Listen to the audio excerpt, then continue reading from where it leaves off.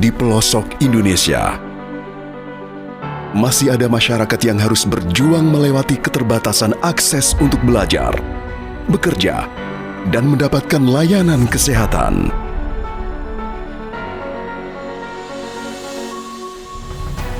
Polri hadir melalui program Jembatan Merah Putih Presisi, mendukung program pemerintahan Presiden Prabowo Subianto, membangun jembatan yang menghubungkan harapan.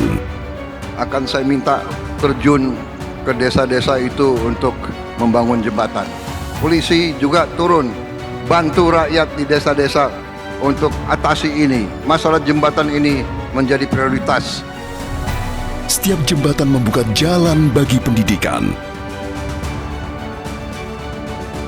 memperlancar pelayanan kesehatan, menggerakkan perekonomian, dan mendekatkan masyarakat dengan masa depan yang lebih baik.